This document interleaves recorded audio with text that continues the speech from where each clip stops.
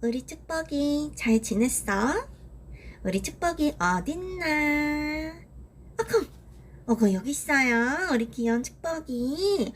무려 3주 만에 보는 우리 축구복후예요. 오고 발도 뻥 찼어요. 엄청 귀엽죠? 여러분, 오늘은 축복의 1차 기형아 검사 하는 날이에요. 일단 먼저 우리 애기 심장 쿵쾅쿵쾅 규칙적으로 아주 잘 뛰고 있고요. 이제 본격적으로 목덜미 투명대를 측정할 건데 말이죠. 축복이가 엄청 숨어 다니고 뒤돌고 그래가지고 진짜 쉽지 않았답니다. 하도 숨어 다녀서 일단 저의 자궁호 크기를 먼저 살펴봤는데 다행히 크기가 줄었어요. 그 이후로도 계속 얘가 숨어 다니고 초음파 선생님이 애가 자는 것 같다고 하셨어요. 근데 또 사실 저는 완전 초보 엄마잖아요. 그러다 보니까 애기가 당연히 잘 수 있는 건데 또 그 얘기 들으니까 별 생각이 다 드는 거예요. 좀 그 전날 스트레스 받은 것도 있고 그래가지고 그래서 이날 병원 갔다 왔는데도 다시 병원에 가고 싶었었어요. 어머, 우리 축복이 저번이랑 비교했을 때 3cm 컸네요. 무튼 결국 더 좋은 자세를 찾아보려고 했는데 쉽지 않아서 처음에 찍어둔 가장 잘 나온 사진으로 목덜미 투명대를 측정했습니다. 의사쌤이 3mm 이하 미만이 정상범위고 적으면 적을수록 좋다고 하셨어요. 그리고 이거는 장기들이라고 하셨던 것 같은데 기억이 가물가물합니다. 어찌됐든 다 좋다고 이야기를 듣고 왔고요. 그리고 애기 입체 초음파까지 도전을 해보려고 했는데 역시나 숨어 다니고 자고 있고 그래서 쉽지가 않았어요. 지금 생각해보면 엄마 나 자고 있으니까 방해하지 마 하면서 숨어 다니고 뒤돌고 그랬던 건가 싶기도 하고 그렇습니다. 그래도 겨우겨우 사진 하나 건졌어요. 이날 피검사까지 진행하고 끝났어요. 그리고 기형아 검사는 2차 검사까지 진행하고 나서 종합 결과로 알려주신다고 하셨습니다. 그리고 오빠랑 청소기 사러 롯데백화점 하이마트에 갔어요. LG 코드제로 샀고요. 자동으로 먼지염 청소를 해주는 게 가장 마음에 들어요. 사실 그것 때문에 청소기 새로 알아보게 된 이유도 있고요. 제가 주로 집에 있다 보니 청소를 제가 하게 되는데 청소를 좀 더 편하게 하기 위해서 그리고 축복이가 있으니까 먼지가 덜 날렸으면 해서 바꾸게 된 것도 있습니다. 오빠는 항상 청소 내가 할 테니 하지 마 라고 하는데 오빠 출근하고 나서 그냥 제가 하거든요. 엄청 힘든 거 아니면. 여러분, 임산부 요실금 아시죠? 알고 있긴 했거든요. 임신하면 요실금이 생길 수도 있다고. 그래도 에이 설마 했는데 생각보다 너무 빨리 찾아온 것 같은 거예요. 그래서 처음엔 살짝 당황스러웠어요. 언제 느꼈냐면은 저번 주 추석에 남편이랑 동생이랑 이제 근처에 5일장이 선다고 해가지고 같이 호떡이나 사 먹을까 해가지고 갔거든요. 그런데 가는 도중에 탁 하고 이제 나오게 됐어요. 재채기가 나왔는데 그 순간에 팍 하면서 터진 거죠. 그래서 좀 놀랬는데 어찌됐든 근데 진짜 정말로 화장실 너무 가고 싶다 하는 상황도 아니었거든요. 집에서 화장실도 다 다녀왔는데 정말 생각지도 못한 순간에 그렇게 돼 가지고 정말 저의 의지와는 1도 상관이 없었어요. 애취하는 순간에 같이 터져 나옵니다. 그렇다고 외출이 불가할 정도의 수준은 아니고요. 요거는 출산하고 나서 6개월에서 1년 정도 있으면 좋아진다고 합니다. 다행이죠. 13주 차가 되고 나니까 배가 사르르한 그런 약한 생리통 같은 통증, 그리고 배가 콕콕거리는 배통증이 시작이 됐단 말이죠. 이게 하루는 왼쪽이 콕콕거렸다가 또 하루는 오른쪽이 콕콕거렸다가 하면서 번갈아 가면서 통증이 있는 거예요.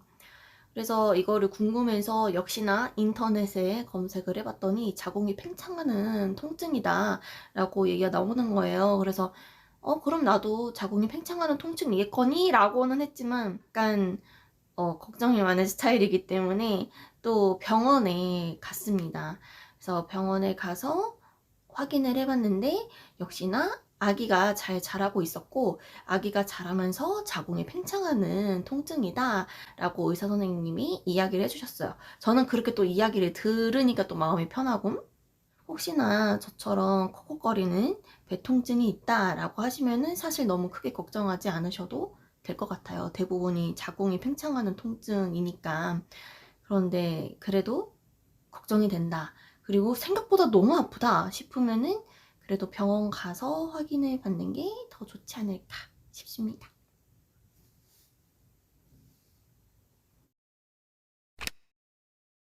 초췌하고 긴장돼 보이는 그녀는 대체 어딜 급하게 가는 걸까요?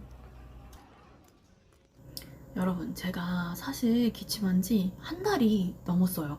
어떻게 한 달이나 지나가는데 그냥 둘 수 있었지? 라고 생각을 하실 수도 있는데 제 직업 자체가 원래 말을 많이 해요. 그래서 그냥 내가 목을 많이 써서 그렇겠지라고 넘긴 것도 있고 임신을 하면 역류성 식도염이 보통 많이 생기는데 그 역류성 식도염이 생기면은 기침을 많이 한다고 하더라고요. 그래서 또 그냥 임신해서 역류성 식도염 때문에 그래서 그렇겠지라고 또 생각하고 넘긴 것도 있었어요. 그리고 또 하나, 제가 비염이 있고 찬 공기 알러지가 있거든요. 여러분, 찬 공기 알러지 처음 들어보셨죠? 어느 순간부터 찬바람이 그냥 휙 불면 아니면 에어컨 바람만 조금만 쐬면 바로 제가 반사적으로 그냥 바로 기침을 하는 거예요. 그래서 처음에는 이게 감기인 줄 알았어요. 감기인 줄 알고 열심히 막 감기약 먹고 했는데 이게 도저히 낫지를 않는 거예요. 그래서 조금 괜찮게 하는 잘한다 싶은 병원에 가서 물어봤어요. 에어컨 바람이든 어떤 바람이든 찬 공기만 쐬면 바로 기침을 한다 라고 이야기를 하니까 그 선생님이 그게 바로 찬 공기 알러지라는 거예요. 그래서 네? 그런 것도 있어요? 하면서 제가 되게 신기하게 물어보고 그랬었거든요. 그래서 저는 에어컨 바람 되게 힘들어합니다. 어쨌든 이러한 이유들로 그냥 제가 기침하는 거는 어쩔 수 없다라고 생각을 하고 있었어요. 그런데 어느 순간부터는 이게 진짜 너무 아니다 싶은 거예요. 강의를 하는데 진짜 몇 마디 안 했는데도 이제 목이 너무 아프고 이건 좀 심각하다. 너무 아프고 힘든데? 라는 생각이 들어서 다시 한번 병원에 찾게 되었습니다. 이비인후과에 가가지고 이제 진료를 한번 받는데 선생님이 보시고서는 뭐 역류성 식도염에 후두염에 무슨 비인두염? 하여튼 뭐가 다 섞여 있다는 거예요. 다 섞여 있고 지금 목에 녹익은 염증이 있다라고 이야기를 하시는 거예요. 그래서 너무 청천벽력. 아니 나 지금 약 먹으면 안 되는데 임신해서 약 먹으면 안 되는데 내가 아프면 안 되는데 라는 생각이 가장 먼저 드는 거예요. 근데 선생님이 하시는 말씀이 이거는 항생제를 써야지만 낫는데요. 근데 저는 아기한테 너무 미안하니까 약을 먹기가 싫은 거죠. 그래서 선생님한테 여쭤봤어요.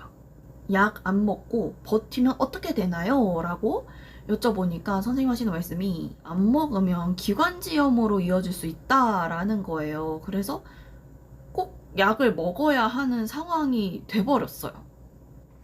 그래서 생각보다 가벼운 상황은 아니구나 싶어서 바로 산부인과에 달려가게 됐던 겁니다. 사실 전화해서 물어볼 수도 있기는 했는데 저는 직접 선생님을 만나 뵙고 뭔가 확실하게 그렇게 좀 답변을 얻고 싶어서 직접 찾아갔고 선생님한테 처방전도 보여드렸어요. 담당 선생님 말씀이 그 정도의 약은 굉장히 약한 약이어서 아기에게는 전혀 해가 될 게 없다. 오히려 제 염증이 나을지가 의문이다. 라고 이야기를 하시더라고요. 그래서 먹어도 괜찮다고 이야기를 해주시면서 그 이비인후과 선생님 약 좀 쓰실 줄 아시는 분이네요. 하면서 거기 잘 다니면 될 것 같아요. 라고 이야기를 해주시는 거예요. 그래서 또 마음이 조금 놓였죠. 저는 약 꾸준히 잘 먹어서 다 나았고요. 제가 이번에 깨달은 게 있어요. 아프면 빨리빨리 병원 가자. 그래서 여러분들도 아프시면 참지 마시고 빨리빨리 병원에 가보시길 바라겠습니다.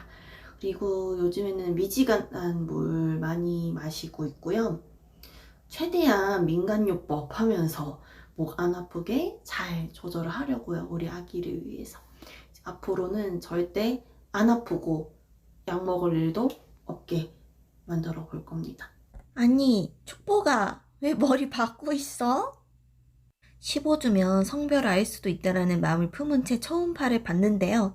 결과는 다음 시간에 알려드리겠습니다.